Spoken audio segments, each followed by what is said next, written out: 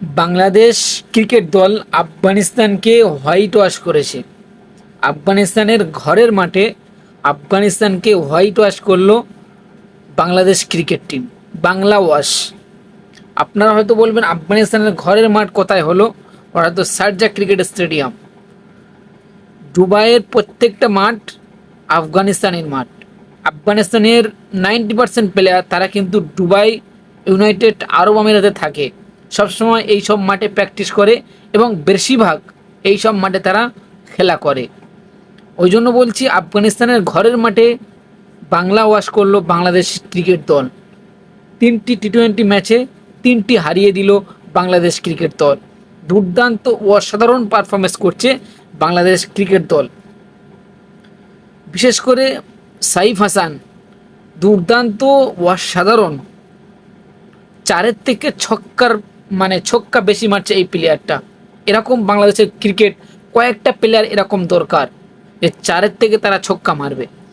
বাংলাদেশের এই ছক্কা মারা প্লেয়ার, 6 মারা প্লেয়ার খুবই কম। এরকম যদি 2-4টে বাংলাদেশের ক্রিকেট একাদশে যদি থাকে তাহলে কিন্তু বাংলাদেশ অনেক উঁচু পর্যায়ে দাঁড়িয়ে যাবে। এরকম প্লেয়ার তৈরি করতে হবে বাংলাদেশ ক্রিকেট বোর্ডে।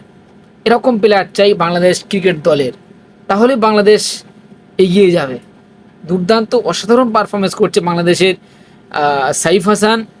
আরও বলুন বাংলাদেশের বলাররা, বোলিং সাইডে দুর্দান্ত। যে 3টি ম্যাচ খেলেছে, 3টি ম্যাচে 160 পারতে দেয়নি আফগানিস্তানকে। আপনি ভাবুন কতটা দুর্দান্ত বোলিং করেছে বাংলাদেশ। দুর্দান্ত অসাধারণ বোলিং বাংলাদেশের। এবং বাংলাদেশের ক্যাপ্টেন জাকির আলী অনিক, যাকে নিয়ে এত স্বপ্ন দেখেছিল বাংলাদেশ ক্রিকেট ভক্তরা যে দ্বিতীয় মাহমুদুল্লাহ রিয়াদ ফিনিশার, সেই জাকির আলী অনিক কোথায় চলে গেলেন? এশিয়া কাপ থেকে শুরু করে এখনও পর্যন্ত একটিও ভালো ইনিংস খেলতে পারছে না, একটি ভালো ইনিংস উপহার দিতে পারছে না এই জাকির আলী অনিক। কি হয়ে গেল? সামনে টি-20 বিশ্বকাপ ফেব্রুয়ারি মাসে, আর মাত্র 4 থেকে 5 মাস বাকি। এখন থেকে প্রস্তুতি শুরু করতে হবে। বাংলাদেশ যদি ভালো রেজাল্ট করতে চায় টি-20 বিশ্বকাপে, তাহলে এখন থেকে প্রস্তুতি শুরু করতে হবে। তারপরে বাংলাদেশ কিছু একটা ভালো রেজাল্ট করতে পারবে টি-20 বিশ্বকাপে। বাংলাদেশ দলটি কিন্তু খুব একটা খারাপ নয়, খুব একটা খারাপ দল নয়। বাংলাদেশ ক্রিকেট যে একাদশ নিয়ে খেলছে খুব একটা খারাপ দল নয়।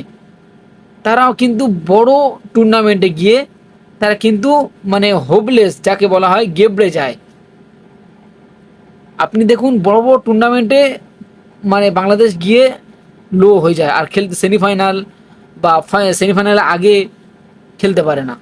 পাকিস্তানের বিপক্ষে আমরা দেখুন সবথেকে বেশি পার্সেন্ট এগিয়ে ছিল বাংলাদেশ ফাইনাল খেলার জন্য, সেই বাংলাদেশ ফাইনালই খেলতে পারলো না। শ্রীলঙ্কাকে সুপার 4-এ প্রথম ম্যাচে হারিয়ে দিল এবং তারপরে ভারতের সাথে হারলো, পাকিস্তানের সাথেও হারলো, 2টি পর ম্যাচ হারলো। আর সেখানে পাকিস্তান প্রথম ম্যাচে ভারতের কাছে হেরে তারপরে পরপর 2টি ম্যাচ জিতে ফাইনাল খেললো। আর বাংলাদেশ 2টি ম্যাচ, প্রথম ম্যাচটি জিতে পরপর 2টি ম্যাচ হেরে ফাইনাল থেকে ছিটকে গেল। বাংলাদেশ দলের কনফিডেন্স বাড়াতে হবে। পাওয়ার হিটিং ব্যাটসম্যান দরকার বাংলাদেশের ক্রিকেটের। বিশেষ করে middle order Bangladesh middle order ভেঙে পড়ে। বাংলাদেশে আমরা আফগানিস্তানের বিরুদ্ধে যে প্রথম ম্যাচটি দেখলাম, সত্যি এটা খুবই দুঃখজনক যে 2টি ওপেনার মিলে প্রায় 5 থেকে 10 করে দিয়েছিল, 156 টার্গেট। সে জায়গায় 7টি-8টি উইকেট পড়ে কি করে? এটা আপনি ভাবুন, এটা অন্য টিম হলে কি পড়তো?